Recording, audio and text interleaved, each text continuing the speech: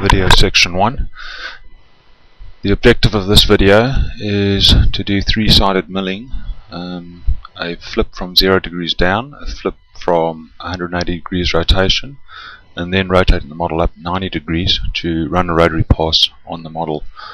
I discussed this with Lex and he asked whether I thought plain rotary video would be more useful than a three-sided video. I think in today's market where jewelry is becoming increasingly three-dimensional, plain rotary pathing is becoming less and less important, and three-sided pathing is becoming distinctly more important. Now what we're going to walk through is not just simply how to do it, but what I'd prefer to do is run a dummy operation, create a template project, and then show you how to use that template project to make pathing a three-sided object a 10-minute job. So if you have no template set up for that, try doing what I'm going to do now. And obviously you need to change your parameters to suit your style of work. If you work with a lot bigger rings than I do, you might need to change the parameters I use. This works for me, doesn't necessarily mean it's going to work for you.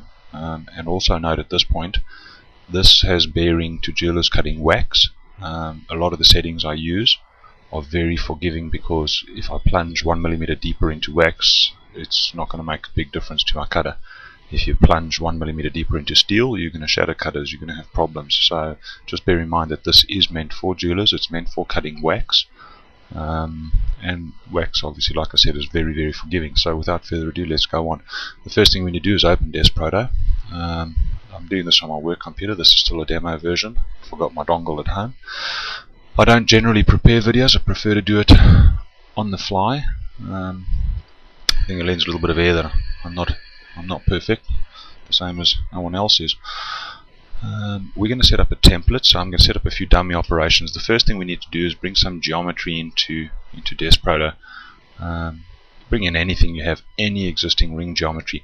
What I would like you to do though is to orient your geometry so it's laying flat, ready for the flip, and have it exported like that as an STL from your software. Of course, you can change this any which way around you want.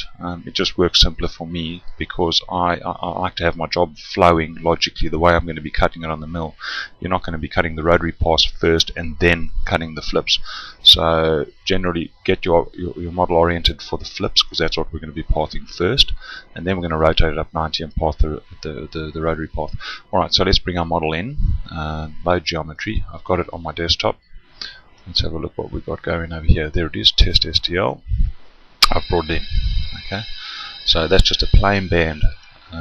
This is not a three-sided job. I'm only bringing this geometry in to explain how I'm going to set up my template. Alright, so the first thing we look at is this thing is way off. Alright, in Rhino I had this geometry centered over world axis, world origin, which is 0, 0, 0. So in other words, its axis was over 0x, 0y, and 0z, where at the moment it's been imported left to right. Okay, for the majority of guys that only cut flat stuff, this is obviously the preferred way to use it for jewelers, because we're working around a rotational axis. We want to keep it at center. So let's get going with our first part. Alright, so let's look at our part. Right click, go to part parameters. Let's give it a name up there. So because we're going to be using this as a template, we need to make it something that says a little bit about what we're doing. This is going to be, let's call it the flip at _0_ degrees. Okay, now that's the name of this first part we're going to be running. What machine you're going to be running it on, you're going to have to pick from here. Okay, obviously in my case I'm running a Minitech mill. There are a few setups in here for Minitech mills. Unfortunately, my particular version does not have a setup with a rotational axis. So what I've been using is a Mac-based machine. Where are we? Mac. I've got to scroll back up. Goodness me. Mac 2 3-based machine, rotational axis in millimeters. I live in Australia, and like the rest of the world, we use a normal system, not that funny dilly system you guys use. So I'm going to be picking this for my job. Now this little guy over here, use rotational axis. We're cutting index cutting X, Y, Z. We're not using the rotational axis in this cut. Okay, when we get to the rotary pass, that'll need to be ticked, but for now you can just leave it blank. Let's go to transform. Do we want to be transforming this? At this point in the game, no. We brought it in oriented correctly over our world origin, and so nothing needs to be done. When we cut the other side of this object, yes, we probably will have to do some changing. Alright, so let's look at the supports. Add 4 don't add support bridges, add 4 default bridges, add 1 to 4 custom bridges. I use custom bridges because I use a little pip at the bottom to indicate A0 and X0 when I roll up for the rotary pass. Okay, so what I do is I go 1 to 4 custom bridges, switch them all on. You can always switch them off after. Okay, so what we're going to do here is just apply. Okay, that's fine. Now, this over here clashes with where I have my pip. Alright. Generally speaking, in my circumstances, I don't even use this the right bridge. Okay, I'm going to switch it off for now. I'm just going to. Oopsie daisy. Oh goodness me! I'm going to switch that off for now. I just use these, and the bottom one I shift slightly over. So when I use the left bridge, I go to edit, and I bring that guy over to about there. The reason I do this so it's not in the way of my little pyramid that I bring in later. So I can clip it off and see my pyramid properly for doing adjustments. Alright, so we've got that over there. Let's apply it. Okay, and let's go into the segment area. Now, when you're milling metal, and for a few of the methods used in pathing, this segment, having multiple segments under the part section and the operation, become critically important. For what we're doing, this is dead simple. Okay, make this too big. Figure out what your biggest work is and make this top segment too big, completely too big. Make it ridiculous. Doesn't matter. It's not costing you any money. Okay, so what I do is I make this pretty big. I bring that up to about 25 mil. Take that to 25. Take this to 25. Take that to 25. If you're making rings bigger than this, good on you. What I do is I make that -8 and make this 8. That allows you to have a ring up to 16 millimeters wide without having to come in and play around with these settings again. Okay, so let's apply those and see what's happening here. Alright, so it's made a nice big box. There's no way that you're going to import geometry that's going to crash outside of that if you're making jewelry.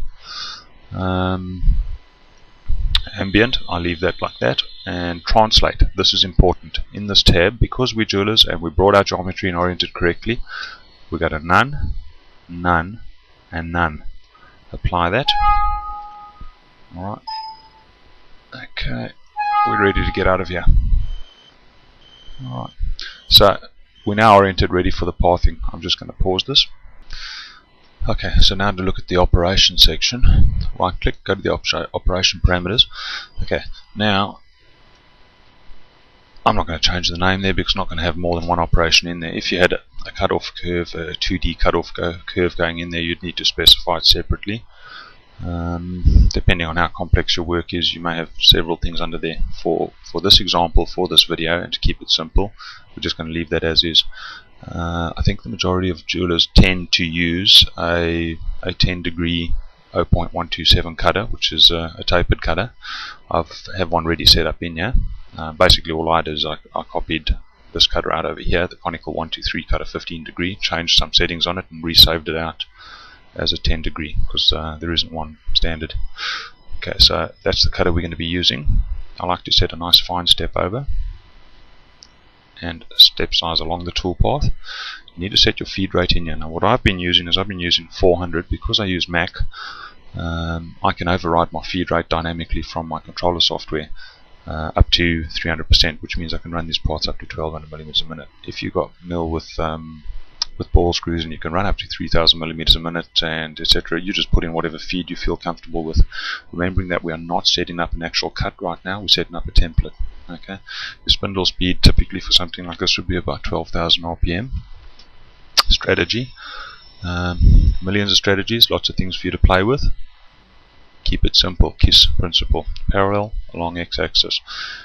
We're not going to set up any roughing because the majority of times jewelers will be working from an 8mm block, a 10mm block, a 12mm block, and you pick the right size block for the width of the ring you're working with. If you're working with a ring that has a massive head and a really thin shank and you want to rough out the areas over the shank, we will do a more advanced video on that a little bit later. But for 99% of the jobs you're going to be doing three-sided on, you're not going to need to worry about this. Now we have a segment again, a second segment. This second segment we make a little adjustment. Okay, we're going to go custom rectangular. Alright, if you're going to be cutting in a straight block system, you'd use custom rectangular and you'd change your settings over here. What we're going to be doing, alright, is we're going to be going freeformed and we're going to be bringing in an imported Dxf file. You can, if you wanted to, go to the little circle guy over there and drag out a circle over this. Okay, there are many ways for you to get your freeform segment in there. I prefer to bring in a curve that fits around the majority of my ring. So what I'm going to do is I'm going to click that again. I'm going to go import 2D geometry. On my desktop I have a folder and I have a video Dxf Curve in there. Alright, now this Dxf Curve, what I suggest you do is when you make a job, path it. I'm just going to pause this, hang on 1 second, sorry about that. So what we're going to do is, what you would do is when you make your geometry in Rhino, you'd make your pathing curve as well and save it out with your STL so that you know to come look for it in here. Okay, so I'm just going to go OK, and when you're cutting through a model you can cut down to Z0, but in a perfect world obviously your mill would be trammed 100% and you wouldn't leave a skin. What I like to do is like to go just under, just that little bit, alright, and cut through just to make sure there is no skin stuck in between the heads and the collets and the areas. It's not a perfect world, these things are going to have problems, right? So let's apply that and you can see what it, okay, well, let's finish through here. Borders, no extra. Movement, I set this to 0 nowadays and I said always stay low. We cutting wax, this is not too critical for us. Advanced, we're not changing anything through here, and we're going to go apply and OK. Let's have a look at what we've done. We've said that we want to cut inside this segment, specifically that green segment. That green segment is going to go to 0.5 millimeter below Z0 and it's going to stay constrained within that curve. It's cutting with these 3 supports, and let's generate that path and have a look at what it does.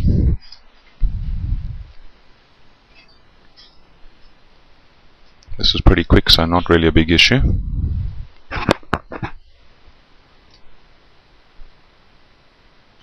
Okay, so I have found using these settings that I get a lot less of those crazy little up and down Z motions, and that's a nice tight path. Okay, so what we're going to do now is just roll that back a bit, and we want to do the same thing for the opposite side of the ring, except that we obviously want to be able to rotate this model around. In this case it's a plain ring, doesn't matter which side around it is, but you might be importing geometry which has opposite left and right sides. So I'm going to grab flip 0 degrees and click copy. We're going to rename that to flip 180 degrees and take out all the junk in the back. Alright, now with flip 180 degrees, what do we know? We know that it needs to rotate. Okay, so we're going to go to the part parameters, we're going to go to transform, and we're going to look at our axis. We've got a y-axis running along there, we've got an x-axis running along here, and a z this way. It's running along x and we're wanting to rotate it that way around, so we're going to go along x 180 degrees. Have a look at what happens to the support. It comes this side, it's been rolled around. Our segment is also upside down. We will fix that, don't worry about it.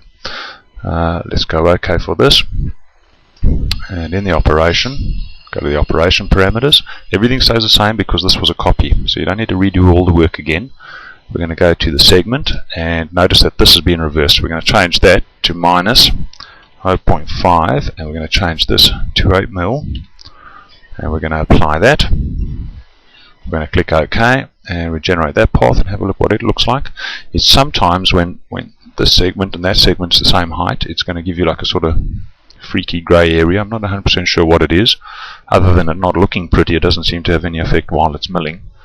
As you can see, nice clean. This huge high segment has had no effect on where the path goes. The path is still clean, it's on the model, everything's happy. Okay.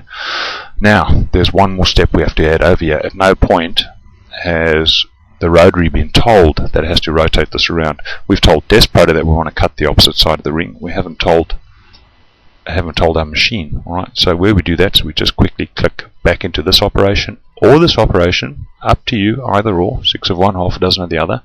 I prefer to do it on the first one.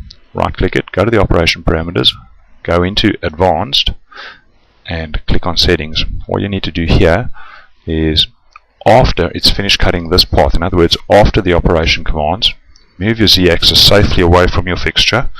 I recommend at least 50 millimeters, depending on your mill. This may vary. Okay. Then we know that the A-axis needs to move around to 180 degrees, so we're going to put 180 degrees in there. Now at the bottom here, see next operation, we want to chain this. Use chaining, switch it on, and click on the flip 180 degrees. What this will do is when we hit the path button, when we save the paths, it'll chain it all into one file. You won't have to save out the files separately and then join them back up into one file. So let's click OK on that, apply on that, and OK on that. Alright, so we've now done everything we need with this. Okay. What we're going to do next is we're going to add a rotary pot. So we're going to go Untitled, we're going to go Add Pot, we're going to name this one Rotary. And there's got a lot of things going to change about this now. Okay, this part's a little bit more critical. I'm going to quickly pause the video. So this now is completely different to doing the flip. You know, flip this guy up 90 degrees opposite to where it was and run a path around the outside of it. So let's go into the rotary operation, right click it, go to the part parameters, and let's pick our machine. It's doing this because I've just changed settings. It normally in your case probably would still be highlighted for what your last machine was. That's our guy, and this time I do want to use the rotational axis, so I tick yes. Okay.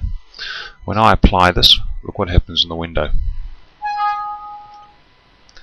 I've got the rotational axis moving around and I've got the ring lying the wrong way through it. Okay, so we're going to transform the ring to face the right direction. It's laying along X, but it needs to rotate around Y. So in Y, we're going to rotate it upwards. I'll type in minus 90 degrees and apply that. Okay, and we're going to set up some segments for this. Let me move that out of the way. Okay, we don't need any supports for this because we've got a hub in the middle of it that we're going to be cutting. Let's go to our segment. Now what I do here, and you may have to change this for each job you do, depending on your finger size. I put in Z roughly 8mm, which is about a size N more or less. And on the outside, pick it up as high as you want. Pick it up 20 millimeters. For X, how wide do you want the ring to be? So I go from -8 to 8, because we're going to be using the skip all ambient function. It doesn't matter really what we put in here as long as it's okay. In my particular case, I cut from -180 to 180 because I start at the bottom of the ring and come back to the bottom, because once again it's a perfect world thing. There's issues with run out in some mills and so on, so if you've got any problems, you prefer obviously to have it at the bottom of the mill. So what I do is I go in here and I go -180 to 180, and in the translate we set everything to none and apply. Okay, so we've got this huge segment going over here. Doesn't really matter. Okay, it's not costing you anything to have the big segment. We're going to be using the skip all ambient function to path only along the top surface of the string. Pathing anything more than that is a waste of time. So in the operation, go to the operation parameters. We're going to pick our cutter, 0.127. We're going to pick our step over, our step along. We're going to set our feed and our spindle speed. Remember, use average settings over here because you're doing this not as an actual job, you're doing this as a template for other jobs. Okay, so here's a strategy: parallel, long x-axis again, no roughing. The segment is set, it's not a problem over there. Borders, no extra movement. Stick that to 0 and put this on always low. Make sure meander is ticked, because otherwise it's going to pick up, come over, pick up, come over, pick a whole lot of wasted time. Now on rotary passes, I tend to use this feed rate for high chip loads, because if you've got a big head with long claws and it's plunging down 6 or 7 millimeters, especially if you haven't got enough support underneath from your hub, it tends to have a little bit of movement. So this is a nice toy to have for rotary passes, right? Under Advanced, click Skip Total Ambient, click Apply, OK, and let's generate that path. Obviously you wouldn't need to really generate this path because it's a template. I'm just doing it for the hell of it. Let's let that generate. I'm going to pause this while I go quickly have a cold drink. Okay, so that finished pathing,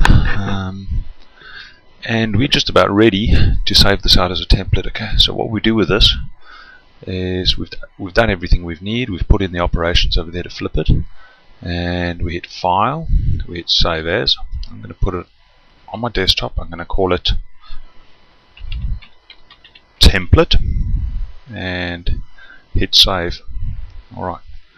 Now, what you can't see me doing on my desktop is I'm going onto my desktop and I'm deleting the Stl file, alright, that I used in here. Okay, I'm gonna close this. I'm gonna show you what I'm doing. Let's put let me switch off auto arrange. Yeah, where do you switch off auto arrange? Switch off auto arrange. I'm gonna put that on there. That's the STL we used to make this. Right click, delete. Right, it's just a temporary one. I don't want it, I don't need it. Doesn't serve any purpose to me. Now, what we're going to do is open the template file by double clicking it. Let's hope it opens into the same recording window. Yes, it did. Now, look what it does. It spits up geometry file not found. Okay. Yes, it's an error. Yes, we anticipate it. We actually want it. We go OK, and we click OK again, and OK. Now you've got all these things over here, the big red X saying this is not right. Things are not working out well. They're fine. It's exactly what we want. Hit File and Save again. No geometry loaded. Just click OK. Do you want to save this as a template project? Yes. Alright. Now, let's start from scratch with an actual job. Alright, I'm going to close this. I'm going to start again with it. You're going to get the same headaches and problems and bing bang bing. Just click through them. That's fine. Okay, and OK. Now, what we're going to do is load some real world geometry. Notice it's called, everything's in there. We're going to go to File. We're going to load geometry. Now I've made up a ring for this, and these files will be available. Video ring STL. So there we are. Our rotary path is highlighted, so the ring is already oriented properly for us. Okay. Let's go to the flip. The ring is oriented there. Path to halfway through. Go to that flip. The ring is oriented through there. So for these parts, that segment happened to work out perfectly as well. Alright, you may need to load a new DXF segment depending on how big your ring is, if it had a head, etc. Okay, or how you do that is you just go back in your operation parameters, you go to your segment and click on Set Freeformed and load the new DXF file. Right. In this case, it worked out perfectly, so I'm not going to bother.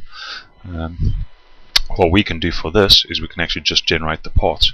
Now, depending on the mill you have and the fixtures you have and whether or not you have limit switches on your rotary, you may or may not need to add a little indexing triangle. In my case, I do need to add one, okay, because I need to do a tip-to-tip straightening out before I cut my rotary path. Now, you can add it in, and I've already got one. I'm going to open the folder and show it to you. Where are we with video ring files? There is my pyramid, okay, which I bring in. It's oriented more or less here. If I bring it into DeskProto, the hassle is when I do my rotary path, it's going to rotary path around the pyramid as well. So before we go anywhere, I'm going to click on the rotary and I'm going to generate its path, okay, before I add any more geometry to this. In your case, you probably don't need to jump through any of these hoops. If you have a fixture that automatically realigns to 0 degrees, then not a worry. In my case, I do need to actually line them up, and I think a lot of guys who have AutoFlip fixtures line it up anyway, you know, because you just never can tell when your mill's going to have a little bit of that backlash or run out or problems, even, you know, whether the wax was cut a little bit skew and is not sitting quite right. Okay, let's let that run. Man, I need some more of that juice. Hang on 1 second. Okay, those of you, oopsie, just finished, okay. Those of you who know me know that when I refer to juice, I am in fact talking about a bourbon. Alright, so that path has been generated cleanly. There's no triangle in there. You're going to see what I mean when I talk about a triangle or a pyramid. So I need to generate this first and then actually save those NC files before I bring any other geometry in, and I'll show you why now. So I'm going to output that NC file to my desktop as test rotary path and save it.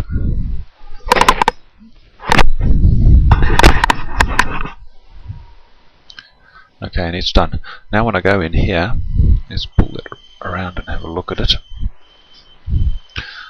I need to bring in my indexing pyramid into the base here. So easy enough to do that. You go File and Add Geometry. I'm going to look on my desktop and there's my little pyramid. I'll bring that in. Let's bring this so we can see it.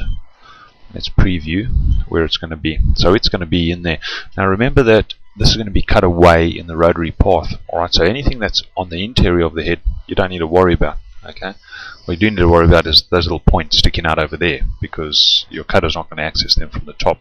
So we're going to translate it over X and subtract it by 0.3 millimeters. Let's have a look. Move it backwards in X. Let's preview. Not enough.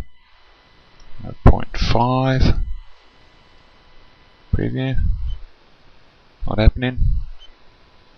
Okay, there we go. Done.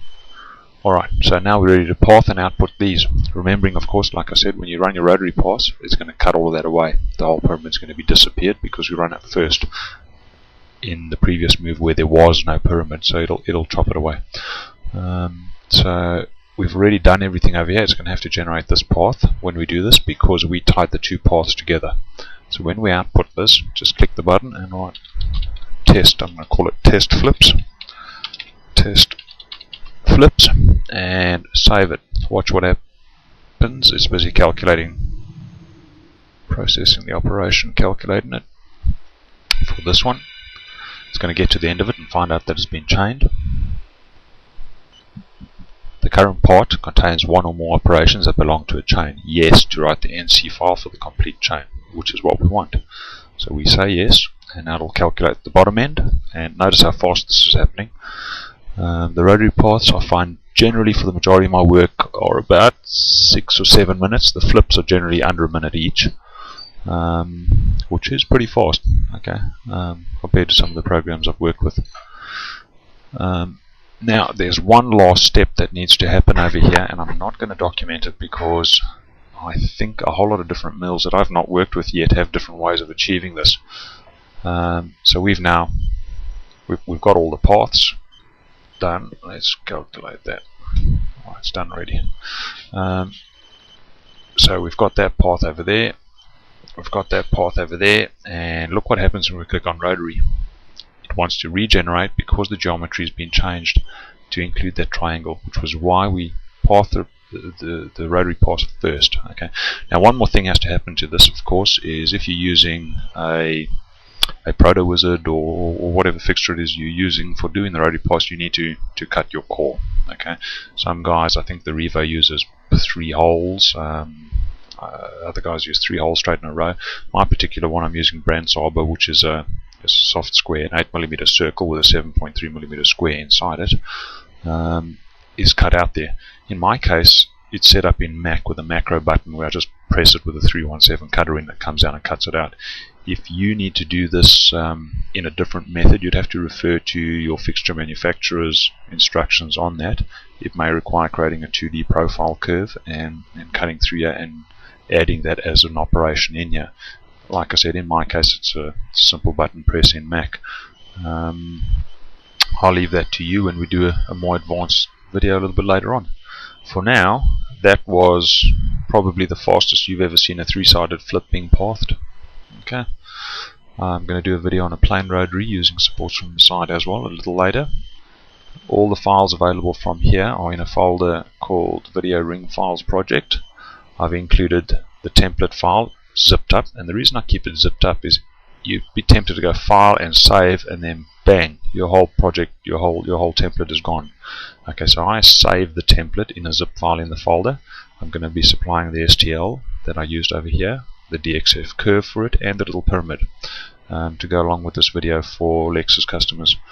I think what I might throw in for you as well is the 3DM file. I'm going to just rename it off screen over here quickly.